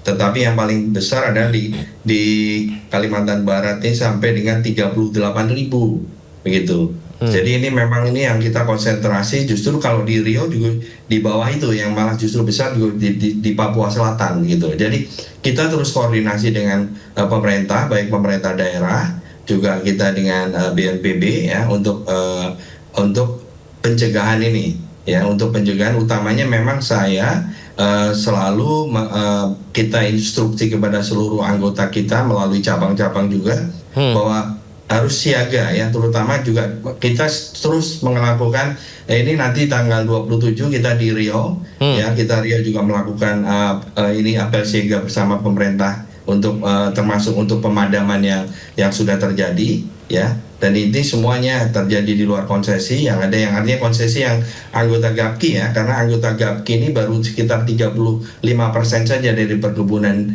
sawit di Indonesia, jadi begitu. Jadi memang kami konsentrasinya kepada anggota-anggota kita, walaupun apabila terjadi titik api di luar dari anggota Gapki, artinya bukan anggota Gapki, misalnya juga di luar konsesi, kami pun kalau itu masih dalam jangkauan kami juga ikut turut melakukan pemadaman begitu. Jadi seperti itu. Jadi yang kita lakukan ini kita 24 jam Pak. Kita 24 jam memonitor ini seluruh perusahaan ya. Mereka melakukan pemantauan 24 jam, laporan itu kita ada apakah tadi ada hotspot atau tidak. Karena kita juga bekerja sama dengan Polda-Polda. Jadi Polda dari ini juga sudah memantau juga rutin dan juga bisa langsung informasi kepada pemilik konsesi tersebut. Kira-kira ada hotspot dan itu bisa kelihatan. Itu berapa jam, berapa hari, ada semua datanya. Jadi kalau sudah sampai berhari-hari ini bahaya. Baik, Kak Uli, sambil nanti juga Anda bisa menanggapi apa yang disampaikan Presiden ya. Ini mumpung ada Kak Uli, saya ingin tanya. Jadi ini kan salah satu yang menyebabkan parah karena fenomena El Nino ya Kak ya. Cuaca ekstrim, kekeringan panjang ini begitu. Tapi benarkah dengan statement ini Kak Uli bahwa pembakaran lahan seperti ini sebenarnya sudah sering terjadi, seolah ada pembiaran, tapi karena ada cuaca yang ekstrim seperti ini maka karhutla sebesar ini yang terjadi. Artinya kalau tidak ada cuaca ekstrim ini sebenarnya situasi pembakaran itu memang masih terjadi, biasa terjadi. Apakah benar begitu Kak Uli? Iya, saya mau mengajak untuk melihat historikal kebakaran hutan dan lahan di Indonesia ya, Bang. 1997 itu kebakaran besar hutan dan lahan di Indonesia gitu. Dan pada saat 1995 itu ada terbit program pembukaan 1 juta hektar lahan gambut untuk food estate era Soeharto pada saat itu. Dan dinyatakan gagal pada 1996 gitu. Dan 1997 itu terjadi kebakaran besar hutan dan lahan dan episentrumnya itu ada di konsesi gambut 1 juta hektar di Kalimantan Tengah gitu. Nah, dan sampai sekarang gitu ya kan itu masih ditemukan titik api dan masih terbakar gitu. Nah ini menunjukkan sebenarnya konteks kebakaran hutan dan lahan itu dia pertemuan antara pola ekosistem yang buruk ya, dalam konteks ini adalah gambut sebagai ekosistem esensial, dan tata kelola perizinan kita gitu yang juga tidak baik gitu ya. Perpaduan dua ini yang bagi kami menjadi penyebab utama kebakaran hutan dan lahan. El Nino itu memang satu siklus ya alam gitu, tetapi El Nino yang saat ini itu tidak bisa dimaknai hanya ansih siklus alam, tetapi di bawah kondisi krisis iklim, El Nino saat ini tuh terjadi dalam kualitas lebih ekstrim gitu ya kan, panasnya makin tinggi dan makin panjang keringnya gitu. Nah itu jawaban saya Bang, dan kemudian tadi sebenarnya kami juga sangat menanti ya Presiden itu mengimplementasikan apa yang dikatakan gitu ya kan, mencabut izin. Tetapi dalam konteks pencabutan izin, tadi saya sepakat dengan Bang Andri ya, apalagi melihat model pencabutan izin kita setidaknya dalam 1 tahun terakhir itu sama sekali tidak ada perspektif pemulihan di sana, baik pemulihan ekosistem maupun pemulihan hak rakyat. Pencabutan izin 28 perusahaan pasca bencana ekologi Sumatera itu menjadi contoh yang paling nyata bagaimana kemudian ketika dicabut izinnya itu kemudian beberapa izin dipulihkan ya, dikasih lagi kepada pemegang izin awal, lalu kemudian diserahkan ke Danantara untuk kemudian dikerjakan kembali oleh BUMN gitu. Jadi sama sekali nggak ada perspektif pemulihan di sana gitu. Dan makanya kami juga bilang bahwa pencabutan izin ini nggak boleh berhenti hanya pada pencabutan izin, tetapi menjawab keinginan untuk mengganti aktor saja gitu. Nah, kami juga sebenarnya mau ya mendorong sebenarnya ya KLH tentu punya legal standing untuk menagih pemulihan. Baik, Kauli. 72 Undang-Undang Kehutanan, ya, silakan. Pasal 72 Undang-Undang Kehutanan kepada Kementerian Kehutanan untuk mewakili masyarakat yang menjadi korban dari kerusakan lingkungan gitu, kerusakan hutan gitu. Nah, kalau kemudian negara itu memang punya politik will untuk memastikan pemulihan masyarakat korban asap selama ini, harusnya Kementerian Kehutanan itu memakai legal standingnya gitu. Dan sampai saat ini setahu kami itu belum pernah dipakai oleh Kementerian Kehutanan gitu. Baik, saya ke Profesor Andri kembali.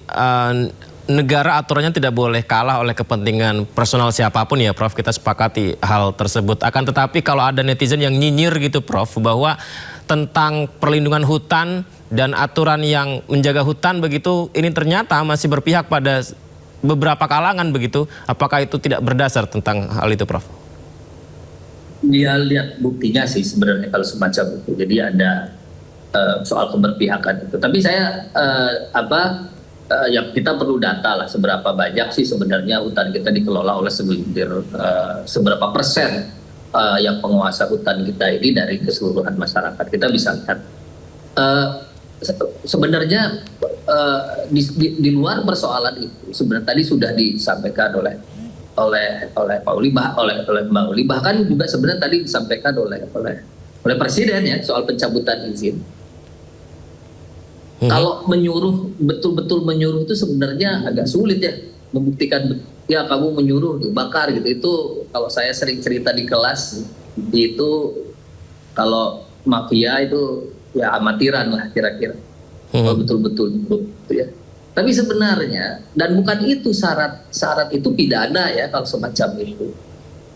Syarat pencabutan itu bukan menyuruh membakar atau semacamnya. Pencabutan izin itu adalah salah satunya menurut PP 22 2021 adalah, dan saya rasa ada PP di Kehutanan, mengakibatkan pencemaran atau kerusakan. Baik. Jadi ukurannya itu bukan soal menyuruh itu. Itu yang menurut saya rasa perlu diingatkan juga Presiden bahwa bukan soal menyuruh itu. Apakah dari kegiatannya itu muncul pencemaran atau kerusakan? Saya rasa itu patokannya. Baik. Ya, kalau ada ya bisa dicabut izinnya, tapi dengan catatan pemberian izin ini bukan kalau pencabutan izin ini percuma kalau kemudian dikasihkan ke pihak lain, ini cuma ganti pemain saja. Baik, Prof. Andri. Evaluasi menurut saya. Baik, Prof. Andri, Pak Edi dan Kauli, terima kasih banyak. Kita nantikan seperti apa, karena pemerintah pusat pun sudah mulai bergerak ya. Nanti perkembangan seperti apa, izin kita bisa dialog kembali ya. Terima kasih banyak Bapak Ibu sekalian, sehat selalu. Semoga pemadaman segera bisa diterapkan untuk hutan di Indonesia ya. Terima kasih, selamat malam. Assalamualaikum. Terima kasih. Terima kasih. Ya, pemirsa, musim kemarau ekstrim melanda sejumlah wilayah di Jawa Barat. Hingga awal Agustus lebih dari 450.000 warga terdampak dengan belasan kabupaten dan kota masih berada dalam ancaman kekeringan meteorologi. Musim kemarau membuat sejumlah sumber air di Jawa Barat mulai mengering. Hingga 10 Agustus 2026, kekeringan sumber air telah berdampak pada lebih dari 450.000 warga yang tersebar di 153 kecamatan dan 334 desa atau kelurahan. Kekeringan juga berdampak bagi masyarakat yang menggantungkan roda ekonomi di sektor peternakan. Bagi para peternak, memastikan ternak tetap mendapat pakan berarti harus menempuh perjalanan berat demi mencari rumput dan air. Susah banget itu cari rumput, cari air. Nah, saya jauh dari Bekasi nyampe Bilangan Bogor. Cari air. Jauh, sangat jauh. Tahu berapa kilo itu? Lama ada 100. Ini kan saya mah dari Bilangan Bekasi sono. Kesini mau cari rumput yang itu sama air. Berdasarkan data yang dihimpun dari BMKG, 76,5% zona musim Indonesia telah memasuki musim kemarau pada awal Agustus dengan curah hujan rendah yang melanda sebagian besar wilayah Indonesia. Selain itu, adanya fenomena El Nino yang sangat kuat memicu kondisi yang lebih kering di seluruh Indonesia. Meski hujan lokal masih berpotensi terjadi, BMKG menyebut kondisi kemarau masih akan mendominasi pada pekan ini. Rekening dana donasi demo Aliansi Masyarakat Pati Bersatu yang rencananya digelar di Jakarta 27 Agustus mendatang tiba-tiba terblokir. Tapi polisi bantah telah memblokir rekening aktivis Pati. Polisi mengakui mengirimkan surat penundaan transaksi, bukan pemblokiran.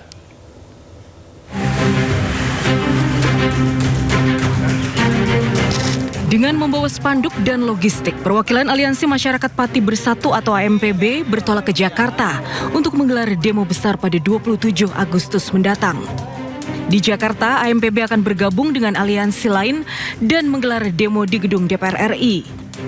Massa menuntut pengesahan RUU perampasan aset dan penerapan hukuman mati bagi koruptor. Rencananya pada 25 Agustus ini, sekitar 50 bus akan disiapkan untuk warga Pati yang ingin ikut berdemo di Jakarta. Namun belum juga demo digelar, Koordinator Aksi AMPB Supriyono dibuat kaget karena rekening Bank Mandiri yang berisi dana 80 juta hasil donasi demo tiba-tiba tidak bisa digunakan alias terblokir. Pihak bank mengakui ada permintaan pembekuan rekening dari aparat penegak hukum. Pembekuan rekening donasi demo menuai kritik publik karena terkesan mengekang kebebasan berunjuk rasa. Polda Metro Jaya pun akhirnya angkat bicara. Kabid Humas Polda Metro Jaya menjelaskan surat yang diajukan ke pihak bank merupakan permohonan penundaan transaksi, bukan pemblokiran rekening. Kepolisian menyebut permintaan tersebut terkait langkah penyelidikan yang diatur dalam Undang-Undang Tindak Pidana Pencucian Uang. Nantinya rekening akan dibuka kembali pada 28 Agustus atau sehari setelah rencana demo digelar. Selama pelaksanaan penundaan transaksi, rekening yang berada di dalam tabungan tersebut itu tidak disita. Jadi rekening tersebut tetap berada di dalam rekening pemilik. Setelah 5 hari kerja dari proses penyelidikan penundaan transaksi ini dikembalikan kepada si pemilik. Sementara itu, Senin kemarin, sejumlah kelompok masyarakat Pati juga menemui pimpinan DPR RI untuk menyampaikan tuntutan pengesahan RUU perampasan aset. Kelompok masyarakat Pati diterima Wakil Ketua DPR RI, Cucun Ahmad, dan Wakil Ketua Komisi 4 DPR, Andri Rosiade. Tim Liputan iNews melaporkan. Ya, tidak diblokir tapi penundaan transaksi. Rekening dana donasi demo masyarakat Pati tiba-tiba terblokir jika polisi bilang bukan mereka yang meminta blokir, lalu siapa yang membuat rekening tak lagi mengalir. Ini alhamdulillah kita sudah terhubung bersama Kabar Reskrim periode 2008-2009 Susno Duaji ya. Assalamualaikum, selamat malam Pak Susno. Selamat malam Mas, selamat malam para pemirsa sekalian. Terima kasih banyak Pak Susno sudah berkenan menunggu di Sindo Prime. Pak Susno, izin Pak Susno, saya itu benar-benar butuh informasi lebih lengkap lagi atau wawasan tambahan lagi begitu yang disampaikan karena polisi mengirimkan surat penundaan transaksi, bukan pemblokiran. lalu bank akui ada permintaan pembekuan rekening oleh penegak hukum, lalu rekening tidak disita setelah 5 hari kerja, nanti setelah selesai dikembalikan ke pemilik, yang artinya setelah aksi demonstrasi tanggal 28 Agustus dibuka lagi. Sebenarnya apa ini Pak Susno?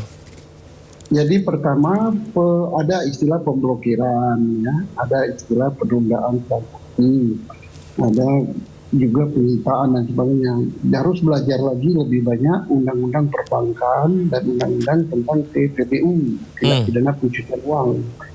Itu pada hakikatnya sama, ditunda transaksi dengan diblokir itu ya sama-sama nggak bisa dicairkan. Sama-sama nggak bisa dipakai, diambil. Nah sekarang apa yang bisa diblokir, apa yang bisa ditunda? Yang bisa diblokir yang ditunda adalah untuk rekening tersangka yang terkait dengan tindak pidana pencucian uang, tindak pidana korupsi, tindak pidana teroris, dan berbagai narkoba dan lain-lain. Nah kalau masih dalam penyelidikannya harus mengarah kepada tindak pidana pencucian uang. Nah ini polisi tidak salah, bukan salah polisi. Yang on ini kan bank. Yang on bank? Iya, polisi nggak bisa blokir, nggak bisa menunda. Jadi bank, bagian hukum bank atau bank itu harus tahu. Dengan dia melakukan itu, dia sudah melampaui kewenangannya. Nah mestinya kalau dia tahu gitu prosedur penundaan transaksi itu bagaimana, siapa yang berhak, tapi jangan langsung dilaksanakan, harus pelajari tindak pidananya apa, terkait dengan pencucian uang bukan, terkait korupsi bukan, terkait terorisme bukan. Nah, kalau bukan semua bagian hukumnya menolak dong. Oh, maaf, saya potong Pak Susno. Berarti yang Pak Susno maksud adalah ketika bank mendapat permintaan pemblokiran atau penghentian sementara begitu, bank tidak bisa langsung nurut gitu aja, tapi harus tahu dulu dan mereka berhak untuk melakukannya, menjalankan perintahnya atau tidak, begitu maksudnya Pak? Iya, karena ini kalau salah bank, kalau misalnya orang menuntut itu diblokir dan pembukaan rahasia bank, yang kena itu bukan aparat penegak hukum, bank. Jadi bank terlalu gegabah. Ya termasuk bank kan suka buka rekening orang ke pajak gitu kan. Tidak membuka rekening orang ke pajak, belum jadi tersangka pajak udah dikasih nomor rekening, alasannya ada kerjasama, ada MOU. Nggak bisa. Rekening itu tidak bisa dibuka dengan MOU, tidak bisa dibuka dengan apa. Itu harus orang itu jadi tersangka ya kalau delik biasa dan seizin daripada Gubernur Bank Indonesia. Aparat yang tanda tangan pun bukan sembarang penyidik. Ya harus ke Polda minimal gitu kan. Nah kalau ini kan main gitu saja, ini bank kita ini yang ceroboh. Makanya orang-orang di Indonesia hampir malas gitu menempatkan duit di Indonesia gitu. Karena apa? Bisa pajak masuk, bisa penyidik masuk, bisa siapapun masuk. Bank harus berhati-hati. Nah kalau saya bisa ya silakan digugat oleh yang punya rekening banknya. Tentang surat Polri kepada bank itu, Pak Susno, itu apakah jelas di situ pejabat Polri yang menandatangani? Apakah di situ jelas perintahnya apa? Apakah jelas bahwa bank harus menjalankannya? Atau seperti apa sebenarnya, Pak? Nah, bank kan bukan anak kecil kan, bank punya bagian hukum, bank punya aturan perbankan, bank juga undang-undang tindak pidana pencucian uang. Undang-undang tindak pidana pencucian uang, undang-undang tindak pidana undang-undang tentang rahasia perbankan itu mengikat bank. Nah jadi dia harus belajar, oh ini tidak bisa, prosedurnya begini. Kalau tindak pidana biasa ini harus seizin daripada Gubernur Bank Sentral. Tidak langsung tokcer 5 menit langsung gitu, rusak bank kita ini. Si Bank Mandiri ini yang nggak beres. Saya ini PPAT lama 4 tahun saya di sana. Iya. Sebelumnya pernah kita ngobrol soal itu ya, Pak Susno ya. Jadi Kak benar. Nah kalau polisi siapa saja ngajukan silakan, tapi polisi tidak bisa menunda begitu. Polisi tidak bisa membuka rekening karena harus ajukan ada prosedurnya. Nah kok dibuka, dituruti, yang salah yang buka. Polisi nggak bisa nggak buka kok. Padahal bank punya hak untuk menolaknya begitu, Pak Susno, kalau tidak sesuai. Kan bank, undang-undang. Undang-undang malah. Gitu. Iya. Dengan begitu, yang melanggar undang-undang itu siapa ya? Bank. bank yang bersangkutan, makanya harus punya, ya, dan saya yakin bank sudah punya ahli hukum ya, dipelajari dulu, bisa nggak ini, walaupun memang ada aturan penundaan gitu, 5 hari dan sebagainya, tapi harus ada orang itu statusnya apa dulu, tindak pidananya apa dulu, prosedurnya bagaimana. Kalau dalam rangka tindak pidana biasa, prosedurnya harus izin Gubernur Bank Indonesia. Dan orangnya harus sudah jadi tersangka. Nah kalau tindak pidana pencucian uang gimana? PPATK yang bisa menunda itu. PPATK meminta kepada bank. Ya. Saya nggak tahu Pak Susno, ini kan ramai di media sosial ya. Ada beberapa yang menyebutkan informasi tapi masih belum tahu kepastian benar atau tidaknya gitu. Kayak misalnya bahwa seseorang yang diblokir ini ada hubungannya dengan entah aktivitas judi online, entah ada aktivitas tindak pidana pencucian uang dan lain sebagainya begitu, sehingga ada surat dari Polri ke bank untuk kasus tersebut begitu. Nah, apakah ini bisa jadi landasan bahwa memang seperti itu, padahal publik tidak melihatnya tapi mengaitkannya kepada aksi demo? Kalau terkait tindak pidana pencucian uang ya buktikan dulu. Kalau terkait judi online buktikan dulu gitu kan. Siapa yang bermain judi, siapa yang itu. Jangan-jangan nanti kalau nggak bisa dibuktikan, nggak bisa apa-apa ya bank digugat orang. Ya makanya bank harus hati-hati. Jangan asal siapa aja. Oh pajak yang minta langsung dikasih. Uang ini aparat penyidik kasih. Uang ini kejaksaan kasih. Uang ini KPK kasih. Ya cobalah minta kita ke luar negeri. Bagaimana kalau kita minta tentang rahasia perbankan atau menunda transaksi untuk rekening-rekening di Singapura, Malaysia, kemudian di Cayman Island dan lain-lain. Tidak segampang kita. Ini tuh ada undangnya boleh, nggak ada persyaratannya. Ini tuh sama seperti ini ya Pak Susno ya. Jadi misalnya kalau jurnalis punya narasumber yang dirahasiakan, tapi berhubungan dengan sebuah kasus gitu. Tapi kalau pihak luar ingin tahu identitasnya, data dirinya dan lain sebagainya, tidak bisa semudah itu karena jurnalis punya undang-undang pers gitu ya? Jurnalis nggak boleh bocorkan sepanjang rahasia perbankan dan dia tahu nggak boleh. Yang bisa membuka rahasia perbankan itu ya PPATK. Tapi membukanya pun bukan kepada publik, yaitu kepada aparat penegak hukum. Setelah melalui analisis dari PPATK bahwa ini underlying transaksinya terkait dengan pidana ini, PPATK mengirimkan kepada Polri, kepada Kejaksaan, kepada KPK. Polri, Kejaksaan, dan KPK pun tidak boleh membuka rekening itu kepada publik. Nggak boleh. Nggak boleh. Dari zaman Pak Susno dulu di PPATK memang situasi bank kita tuh tidak begitu menjamin keamanan dari konsumen kah, Pak Susno? Iya. Kan misalnya penyidik itu mau meriksa seseorang yang dituduh tersangka, ada orang di situ bawa nomor rekeningnya, buka mana rekeningnya, dibuka lah depan penyidik. Itu berarti kan rahasia perbankan orang sudah dibuka ya. Nggak boleh. Semurah itu maksudnya ya Pak Susno? Ya bukan murah, jadi apa namanya? 310 ribu kayak duren beral. Ya bank harus berhati-hati lah.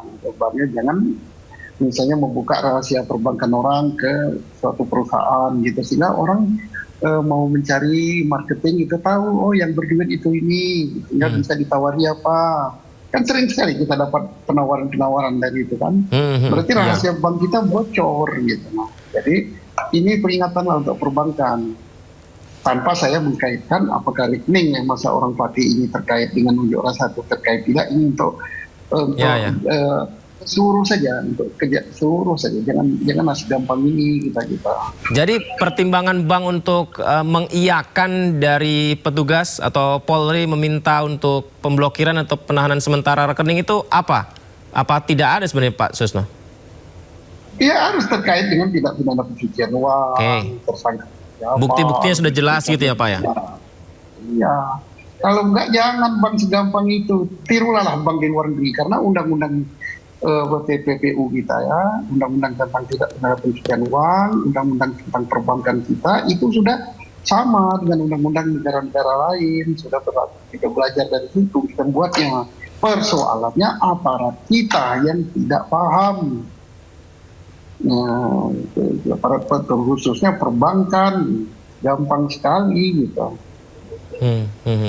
Apa yang akhirnya harus dievaluasi ke depan dengan situasi yang terjadi sekarang, karena ya rekeningnya tanggal 28 baru dibuka, Pak Susno?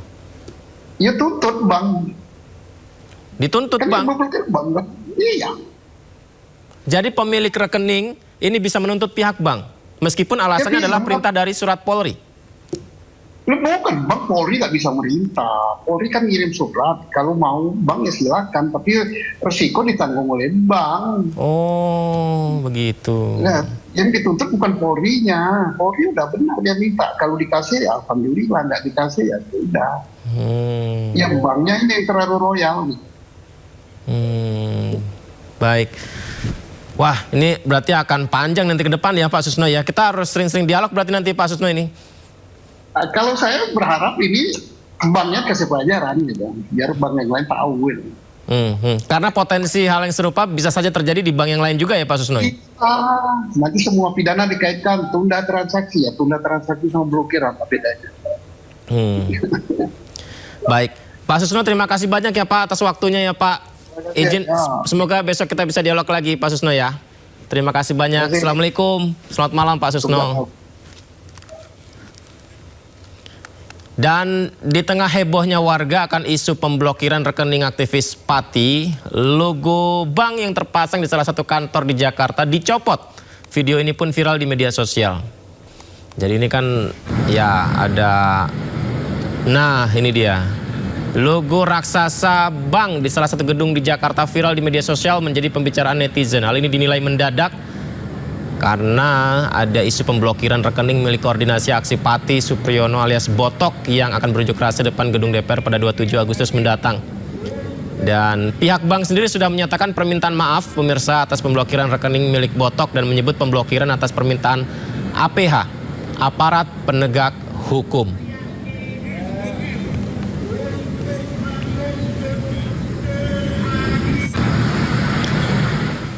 Presiden tantang jajarannya untuk mewujudkan kemandirian energi Indonesia sebesar 100 gigawatt PLTS. Presiden juga menegaskan dalam 2 tahun tidak boleh ada impor minyak bumi maupun LPG lagi.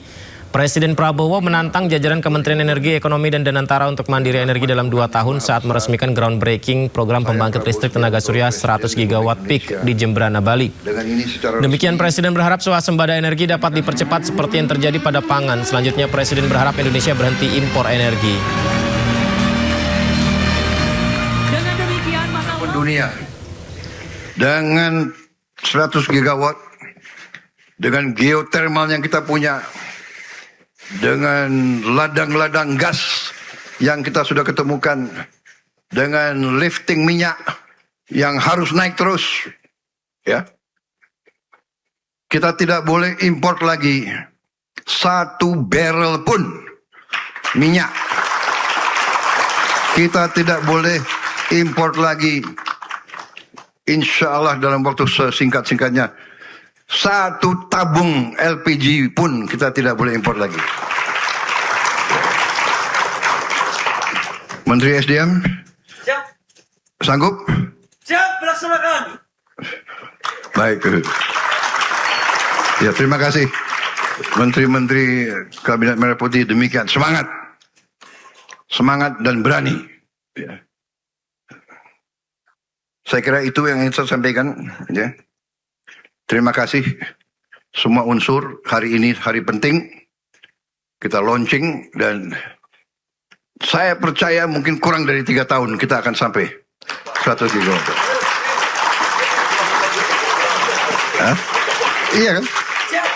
Dulu swasembada pangan saya beri target 4 tahun. Tim ekonomi, tim pertanian, tim pangan berhasil 1 tahun. Berarti kalau saya kasih target 3 tahun untuk tim energi, ya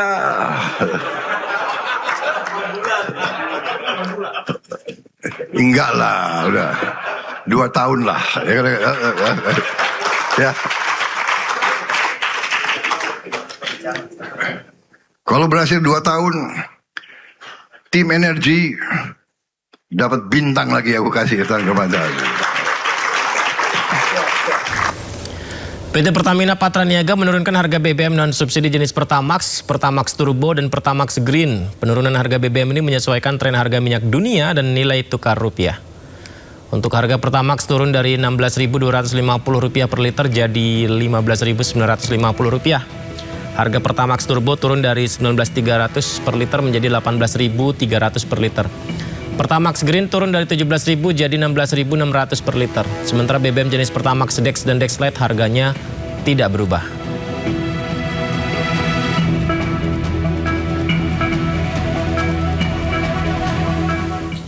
Badan Pusat Statistik mencatat hingga Minggu ke-3 Agustus, kenaikan harga beras terjadi di 132 kabupaten kota. BPS meminta pemerintah untuk mewaspadai kenaikan harga beras karena akan berdampak pada laju inflasi dan daya beli masyarakat. Badan Pusat Statistik meminta pemerintah untuk mewaspadai kenaikan harga beras yang terjadi di sejumlah daerah. Pasalnya, kenaikan harga beras dipastikan akan berdampak pada laju inflasi dan daya beli masyarakat. Berdasarkan data BPS, pada Minggu ke-3 Agustus, kenaikan harga beras terjadi di 132 kabupaten kota, dengan kenaikan harga tertinggi terjadi di Kabupaten Bone Bolango sebesar 13,01%. Disusul Kabupaten Pohuwato sebesar 9,70% dan Kabupaten Gorontalo Utara sebesar 6,35%. Kemudian jika dilihat lebih detail menurut kabupaten kota, terdapat 132 kabupaten kota yang mengalami kenaikan IPH beras sampai dengan Minggu ke-3 Agustus tahun 2026 dan kenaikan tertinggi terjadi di Kabupaten Bone Bolango yaitu sebesar 13,01%. BPS mencatat harga Minggu ke-3 Agustus 2026, harga beras jenis medium sebesar Rp14.520 per kilogram, naik 0,27% dibandingkan Juli 2026. Sementara harga beras premium mencapai Rp16.368 per kilogram, naik 0,23% dibandingkan Juli 2026.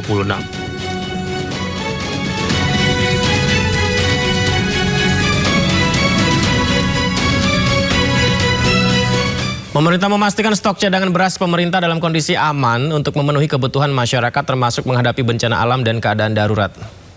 Stok beras nasional tercatat mencapai 5,17 juta ton. Persediaan tersebut menjadi salah satu modal pemerintah untuk menjalankan berbagai program bantuan pangan melalui Perum Bulog. Kepala Badan Pangan Nasional yang juga Menteri Pertanian Andi Amran Sulaiman mengatakan pemerintah telah menghitung ketersediaan beras untuk memenuhi kebutuhan hingga 1 tahun ke depan apabila diperlukan. Besarnya stok tersebut juga memungkinkan pemerintah terus menyalurkan bantuan pangan sembari tetap menjaga ketersediaan cadangan. Jadi nggak ada masalah. Sampai 1 tahun pun, katakanlah mudah-mudahan tidak 1 tahun. BNPB berapa lama perkiraan biasa Pak Jenderal? Kalau tanggap darurat 14 hari, nanti kemungkinan masih bisa lanjut. 1 bulan, 2 bulan ya? Bisa lebih dari itu juga. 6 bulan pun, berasnya sampai 1 tahun aman. Iya. Jadi udah, gak ada masalah, beras yang paling penting. Ya pemirsa, ketika hutan terbakar, asap tebal tidak sehat tersebar, rakyat pasti langsung ingin lihat update status medsos dari pemerintah daerahnya kan ya. Apa langkah-langkahnya? Tapi begitu lihat set, selamat ulang tahun, selamat ulang tahun, selamat ulang tahun. Memangnya pas ya mengucapkan selamat ulang tahun dengan kondisi kebakaran hutan seperti ini?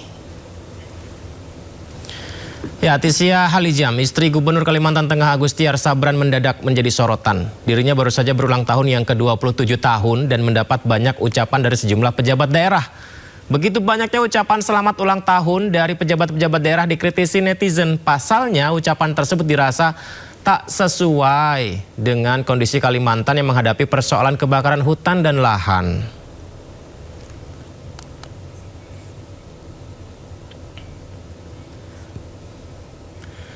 Informasi lainnya, TNI mengerahkan 3 batalion pasukan untuk mendukung penanganan kebakaran hutan dan lahan di wilayah Kalimantan Barat. Ketiga satuan yang dikerahkan merupakan batalion teritorial pembangunan yang diperbantukan untuk penanganan karhutla di wilayah Kalimantan Barat. Pengerahan 3 batalion itu menjadi bentuk komitmen TNI dalam memperkuat upaya penanganan karhutla sekaligus mendukung Pemda dan masyarakat menghadapi dampak karhutla.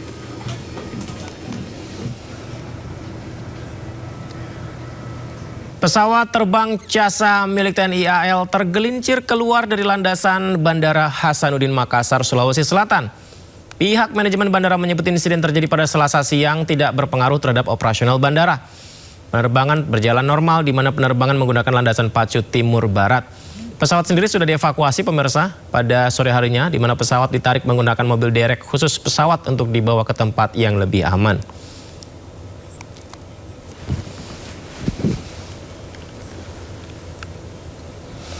Dan itu tadi bukan peristiwa pertama beberapa hari ini, karena sebelumnya salah satu pesawat Sukhoi milik TNI Angkatan Udara tergelincir dari landasan pacu usai mendarat di Lanut Hasanuddin, Kabupaten Maros, Sulawesi Selatan. Pesawat jet tempur tersebut terekam warga dalam posisi menukik di gundukan ujung landasan. Selamat gitu karena pesawat tempur jet Sukhoi milik TNI Angkatan Udara tergelincir atau off-run saat mendarat di Bandara Sultan Hasanuddin, Maros, Sulawesi Selatan. Dari video terekam warga, pesawat jet tempur dalam posisi menukik di ujung landasan pacu sisi barat, runway 13. Sontak insiden ini menarik perhatian warga dan viral karena lokasi kejadian tepat berada di sisi jalan poros Maros yang banyak dilewati kendaraan. Akibatnya, kepadatan kendaraan tak terhindarkan lantaran banyaknya pengguna jalan yang berhenti mengabadikan kejadian ini. Sejumlah anggota TNI Angkatan Udara dan kepolisian segera ke lokasi, membantu mengatur lalu lintas dan mengamankan lokasi. Sementara pagar runway dipasangi spanduk putih untuk menutupi pandangan dari pengendara jalan selama proses evakuasi. Meski kejadian sempat membuat heboh, namun operasional bandara dan penerbangan di Bandara Sultan Hasanuddin masih normal dan menggunakan landasan pacu sisi utara dan selatan atau runway 3 dan 21. Dari Kabupaten Maros, Sulawesi Selatan, tim liputan iNews melaporkan. Ke informasi mancanegara, pasukan Amerika Serikat di kapal induk USS George H.W. Bush terus memblokade pelabuhan Iran. Kapal-kapal tidak bisa masuk dan keluar dari pelabuhan Iran. Pasukan Amerika Serikat yang berada di kapal induk USS George W. Bush terus blokade laut Iran siang dan malam hingga 24 Agustus 2026. Pasukan Komando Pusat AS mengaku telah mengalihkan 71 kapal komersial, melumpuhkan 3 kapal dan mengambil alih 2 kapal yang mencoba menembus blokade mereka. Sementara itu lebih dari 40 kapal yang membawa bantuan kemanusiaan diizinkan melintas tanpa hambatan.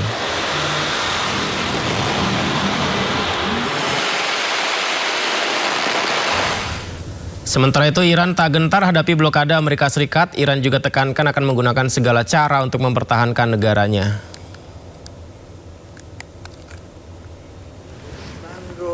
ناکام بذارید انقدر باید این تلخی ناکامی رو توی کام دشمن بریزیم که بدون اینجا جای این کارا نیست. این که از اون ور دنیا بلند شه بیاد من نقشه کشور شما رو عوض میکنم، تو غلط میکنیم. ما 10 نسل 20 نسل میجنگیم و حتما نمیذاریم همچین کاری اتفاق بیفته. تنها راه اینه که با زبان زور به اینا بفهمونید که نمیتونن کاری که میخوان رو انجام بدن. Sementara itu, Menteri Perang Amerika Serikat Pete Hegseth tegaskan bahwa angkatan militernya siap menyerang Iran. Meski kali ini AS memilih untuk menjatuhkan sanksi ekonomi, namun perang masih menjadi salah satu cara menekan Iran. Need to use kinetic strikes, we'll use them. If Iran is foolish enough to overplay their hand or mess with the American military, we'll do what we need to do. But economic pressure we know hurts them the most right now. Kepala Staf Angkatan Darat Pakistan Marsikal Lapangan Syed Asim Munir bertemu dengan pejabat tinggi Iran di Teheran pada Senin kemarin. Pertemuan ini adalah upaya lanjutan memulai lagi diplomasi yang sempat terhenti antara Amerika Serikat dengan Iran.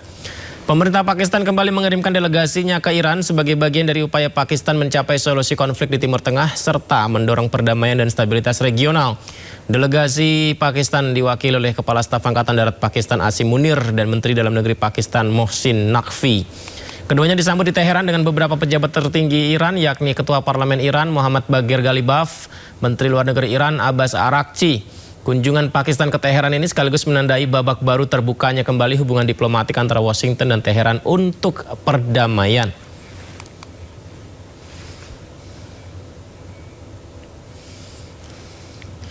Lalu pemirsa, peringati Hari Industri Pertahanan Nasional, Kepala Staf Angkatan Bersenjata Iran Mayor Jenderal Ali Abdullahi mengunjungi fasilitas produksi rudal bawah tanah.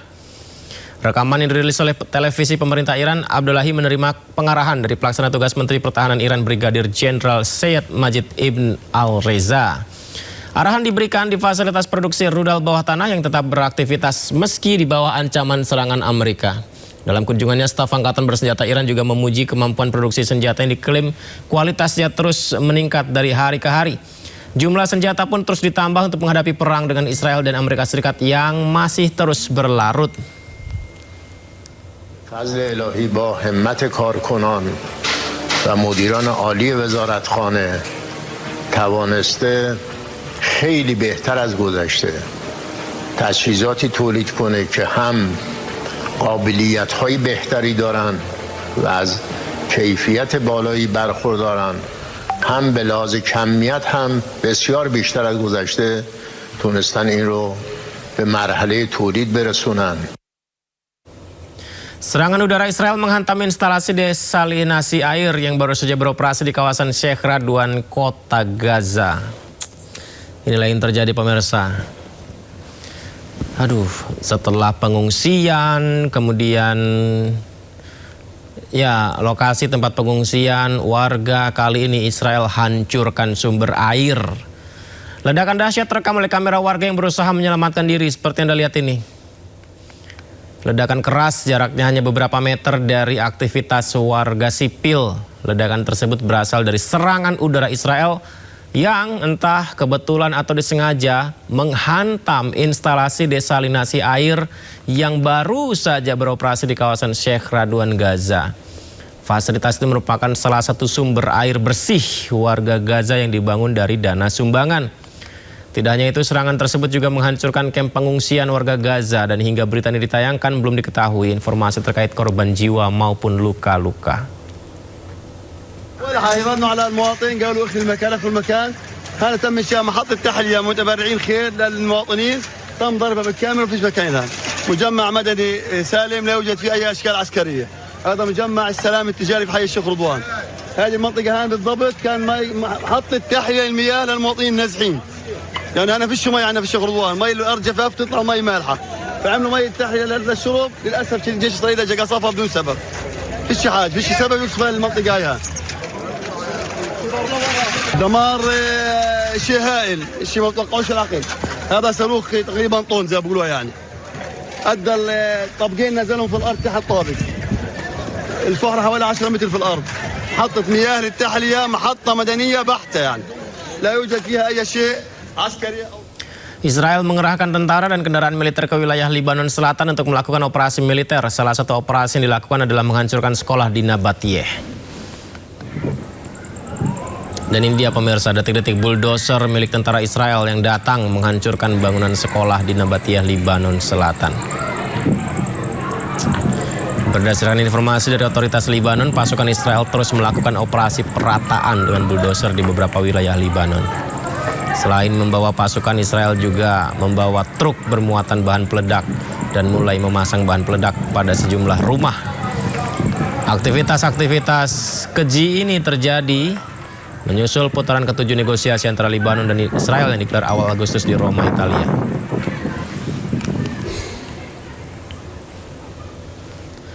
Serangan udara Israel mengakibatkan kerusakan parah pada bandara militer Suriah Abu al-Duhur. Serangan ini dilakukan setelah kunjungan delegasi Turki ke bandara itu. Israel mengatakan pihaknya tidak akan menerima campur tangan militer Turki di selatan Rusia, di mana sejumlah bangunan hanggar, landasan pacu, serta menara pengawas bandara militer Abu al-Duhur Suriah rusak akibat serangan udara Israel. Benyamin Netanyahu membenarkan serangan itu sebagai bentuk peringatan bahwa Israel tidak akan menerima kehadiran militer Turki yang bergerak lebih jauh ke selatan Suriah. Pemerintah Suriah mengutuk serangan Israel yang tak beralasan dan pelanggaran terang-terangan sudah terang terhadap kedaulatan wilayah Suriah. Sementara Turki terus menjalin kemitraan keamanannya dengan Damaskus lewat pelatihan pasukan Suriah dan memasok peralatan militer. Perkembangan hubungan keduanya semakin membuat Israel khawatir.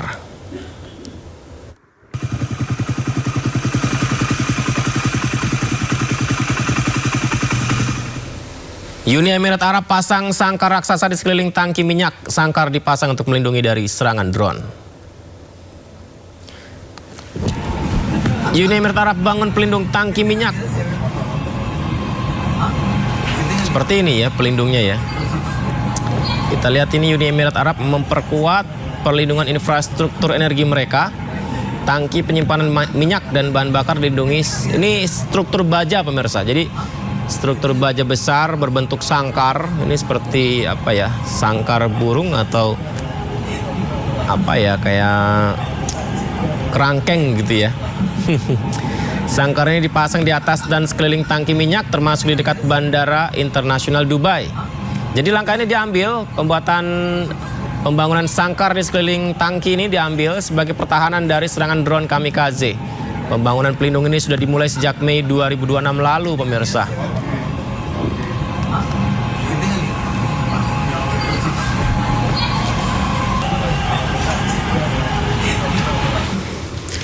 Informasi dari Uni Emirat Arab tadi menutup Sindo Prime hari ini, dan jangan lupa Anda bisa dapatkan informasi terbaru kami di kanal YouTube Sindo News dan Sindo Podcast. Satu juga ada portal kami di sindonews.com. Yudi Handi pamit, terima kasih banyak, kita doakan ya. Semoga saja hutan yang terbakar segera padam. Amin. Sampai jumpa.